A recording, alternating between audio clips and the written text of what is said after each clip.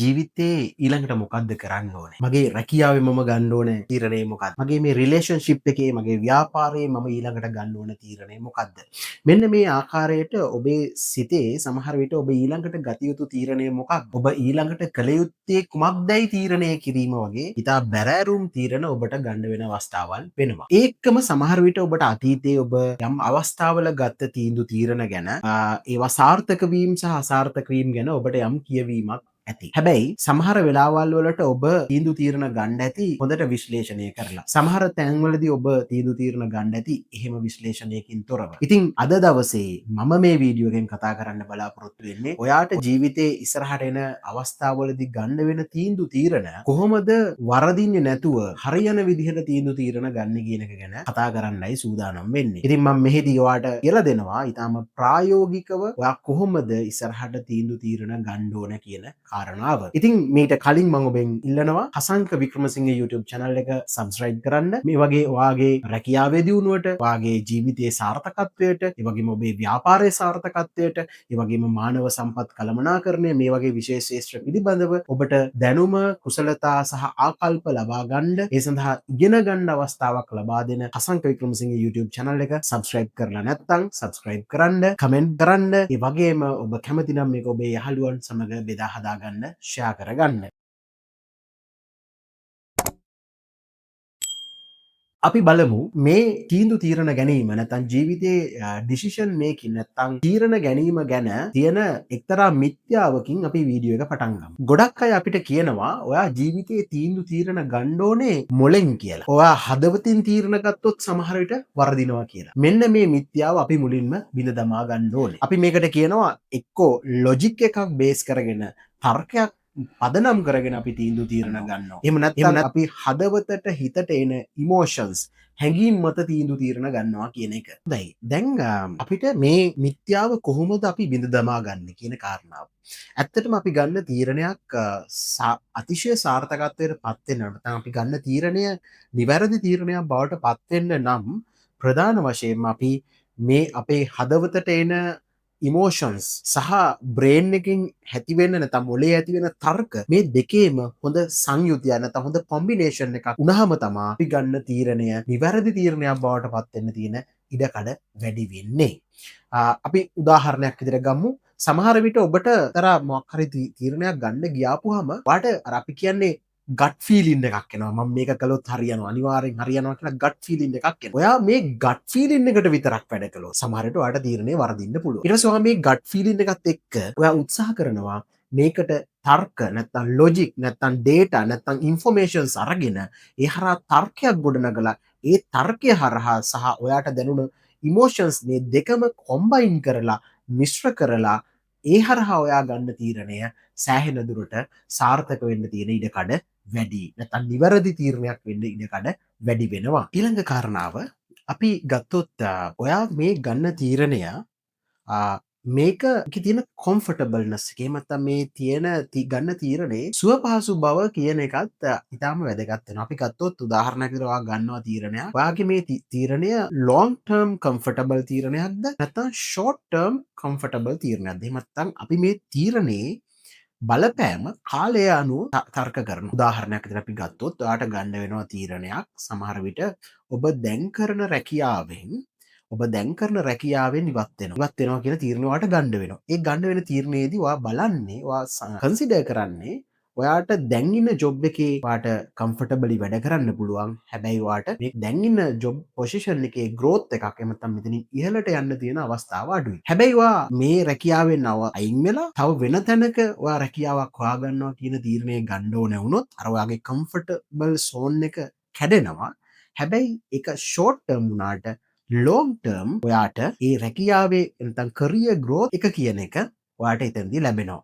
يعني ඔයා දැන් ඉන්න තැන හිටියොත් ඔයා කම්ෆර්ටබල්. හැබැයි ඔයාට රැකියාවේ ඉහළට යන්න තියෙන හැකියාව අඩුයි. හැබැයි ඔයා මේ අවස්ථාවේ ෂෝට් ටර්ම් නෙමේ ලොං ටර්ම් හිතුවොත් ඔයාට ලොං ටර්ම් හිතනකොට ඔයාට මේ වෙලාවේ පේන් එකක් දරාගත්තට ඔයාට ලොං ටර්ම් ඔයාට සක්සස් එකක් නැත්නම් සාර්ථකත්වයක් හම්බ වෙනවා. ඉතින් මේ ලොං ටර්ම් සහ ෂෝට් ටර්ම් කියන එකත් ඊළඟ පොයින්ට් එක විදිහට මම ඔයාලට යෝජනා කරනවා. ඔයා තීරණයක් ගන්නකොට හැම වෙලාවෙම මේක ලොං ටර්ම් කම්ෆර්ටබල්ද ෂෝට් ටර්ම් කම්ෆර්ටබල්ද?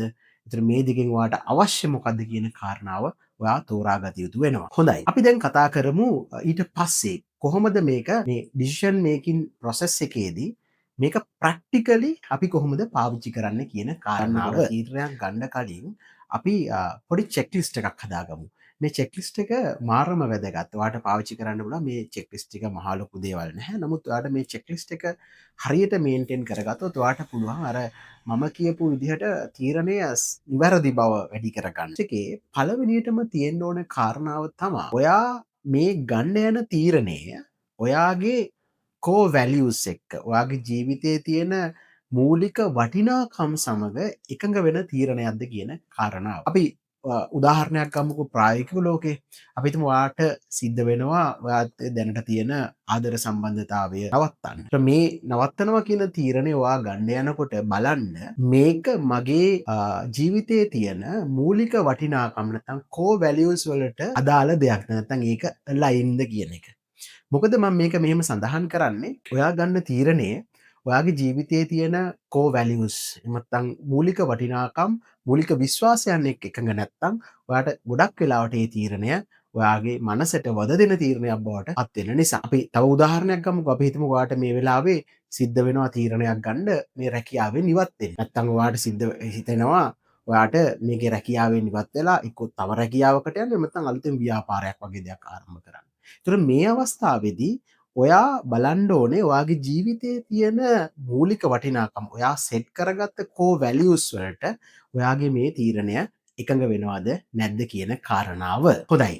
දෙවෙනි කාරණාව නැත්නම් මේ චෙක්ලිස්ට් එකේ දෙවෙනි අයිටම් එක තමයි ඔයා මේ ඔයා ගන්න යන තීරණේ ඔයාට පේන අපි කියනවා pros and cons එහෙම නැත්නම් ධනාත්මක දේවල් සහ ඍණාත්මක දේවල් ධනාත්මකව බලපාන දේවල් සහ ඍණාත්මකව බලපාන දේවල් නැත්නම් අපි කියනවා advantages and disadvantages නැත්නම් වාසි සහ අවාසි දෙක ඔයා නිවැරදිව හොඳට හිතලා බලන්න ඕනේ. මේක මම ඔයාලට යෝජනා කරනවා. මේක නිකන් කරන්නත් එපා. ඔයා මේක මනසින් විතරක් කරලා මදි. ඔයා මේකට පොලයක් පෑනක් අරගෙන මේකේ වාසි මොනවද අවාසි මොනවද කියලා පොඩ්ඩක් වාඩි වෙලා හොඳට කල්පනා කරලා බලලා ලියන්න.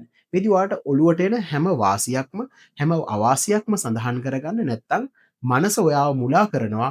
සමහර විට ඔයාට මේ තීරණය ගන්න ඕනෙම නම් ඔයාට මේකේ වාසිම පෙන්වන්නත් මනස උත්සාහ කරනවා. ඒ නිසා ඔබ හොඳ මෙදහත් මනසකින් මේ වාසි සහ අවාසි දෙක ඔබ නිවැරදිව සටහන් කරගත්තාම අන්න ඔබට පුළුවන් ඒ වාසි සහ අවාසි ඔබේ මේ තරාදියට දාලා කිරලා බලන්න කෝකෙද වැඩියෙන් වාසි තියෙන්නේ කෝකෙද වැඩියෙන් අවාසි තියෙන්නේ කියන කාරණාව. හොඳයි. තුන්වෙනි එක තමයි චෙක්ලිස්ට් එකේ තියෙන තුන්වෙනි අයිටම් එක තමයි ඔයා මේකේ cost of waiting එහෙමත් නැත්නම් ඔයා මේ තීරණය නොගත්තොත් ඔයා මේ තීරණය ආපස්සට දැම්මොත් නැත්නම් කල් දැම්මොත් ඔයාට වෙන දේවල් ඔයා වෙනම සඳහන් කරගන්න. මොකද අපි දන්නවා ගොඩක් අය තීරණයක් ගන්න බය වුණාම කරන දේ තමයි මේ තීරණ පස්සට දාන. නැත්නම් පස්සේ ගන්න තීරණය කරනවා. සමහරට මේ පස්සේ ගන්න තීරණය නිසා ඔයාට ඒ තීරණය ගත්තත් වැඩක් නැහැ, නොගත්තත් වැඩක් නැහැ වගේ මට්ටමකටපත් වෙනවා. මොකද ඒ වෙද්දී ඒ තීරණයේ තියෙන බලපෑම ඉවර වෙලා තියෙන ඉඩ තියෙන නිසා ඔයා මේ cost of waiting එහෙම නැත්නම් මේ තීරණය ගන්න ඔයා කොච්චර කාලයක් ගන්නවද කියන එකේදී ඔයාට හම්බෙන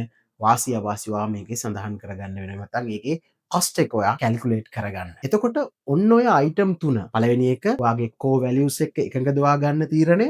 ඊට පස්සේ ඔයාගේ මේකේ තියෙන වාසි අවාසි මොනවද? සහ මේ තීරණය ගන්න ඔයා පරක් වුණොත් නැත්නම් ඩිලේ වුණොත් ඔයාට කොච්චර කොස්ට් එකක් දරන්න වෙනවද කියන එක ඔයා සඳහන් අඳුරගත්තොත් මේ චෙක්ලිස්ට් එක ඔයා අඳුරගත්තොත් ඔයා ගන්න යන තීරණය ගැන හරිම තීරණයක් නැත්නම් නිවැරදි තීරණයක් වෙනවා අනුමානයි. ඒ නිසා මම මේක ප්‍රායෝගික උදාහරණයකින් නැවත ඔයාලට සඳහන් කරන්නම්. අපි හිතමුකෝ ඔයා රැකියාවෙන් ඉවත් වෙලා ව්‍යාපාරයක් පටන් ගන්න යනවා. නැත්නම් ඔයා දැනට මේ කරන රැකියාවෙන් අයින් වෙලා වෙන තැනක රැකියාවකට යනවා. මේ වගේ ඔයා තීරණයක් ගන්න. මේකෙදී ඔයාට පුළුවන් ඔයාගේ වැලියු එක ඔයාට ඕනේ රැකියාව ඉදිරියට යන්න නම් ඒ කියන වටිනාකම හැමතිස්සෙම ඉස්සරහට යන්න හැමතිස්සෙම growth එකක් expect කරන වැලියු එකක් ඔයා ගාව තියෙනවා නම් ඔන්න මේ තීන්දුවෙන් මේකින් ඔයාට මේ චෙක්ලිස්ට් එකෙන් බලා ගන්න පුළුවන් ඔයාගේ තීරණයට මේක සාධාරණයි. ඊට පස්සේ ඔයා මේකේ වාසි සහ අවාසි pros and cons දෙක ඔයා නිවැරදිව අඳුරගත්තාම ඔයාට පේනවා මේ තීරණය නිවැරදි තීරණයක් වෙනවා කියන එක. ඊට පස්සේ මේ තීරණය මම දැන් ගන්නවද පස්සේ ගන්නවද නැත්නම් මම මේක පස්සේ ගත්තොත් මට මොන වගේ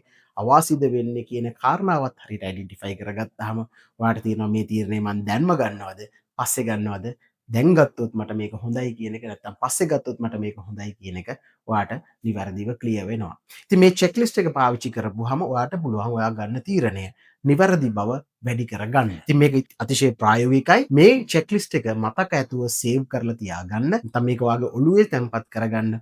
ඔයාට ඊළඟ මොහොතේ යම් තීරණයක් ඔයාගේ ජීවිතය සම්බන්ධ, ඔයාගේ රැකියාව සම්බන්ධ, ඔයාගේ ව්‍යාපාරය සම්බන්ධව තීන්දුවක් තීරණයක් ගන්න වෙන අවස්ථාවකදී ඔයා මේ ෆ්‍රේම්වර්ක් එක මේ චෙක්ලිස්ට් එක මතක තියාගන්න. එතකොට මේ චෙක්ලිස්ට් එකට කලින් තව වැදගත්ම දේ මතක තියාගන්න ඕන දේ තමයි මොකක්ද? ඔබ මේ තීරණ ගන්න ඕනේ හදවතයි මොළයයි දෙකම එකට එකතු කරලා කම්බිනේෂන් එකකින් කියන එක මතක් තියාගන්න.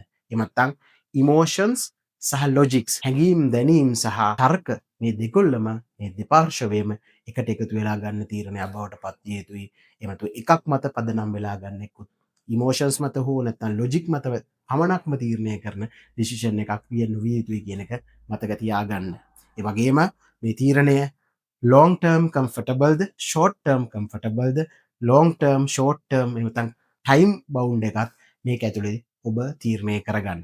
ඒ දෙකත් එක්කම ඔබ මේ චෙක්ලිස්ට් එකට ඔයාගේ තීරණය දාලා ඉවැලුවේට් කරොත් අගය නැත්නම් ඇගීමකට ලක් කරාම ඔයාලට පේනවා මේ ගන්න යන තීරණේ නිවැරදිද නැද්ද කියන කාරණාව. මේක ඔයා ජීවිතේ ගන්න හැම තීන්දුවකටම හැම තීරණයකටම මේක ඇප්ලයි කරපුවාම ඔයාට ඒකේ නිවැරදි ප්‍රතිඵලය ලබා ගන්න පුළුවන්. බොහොම ස්තුතියි.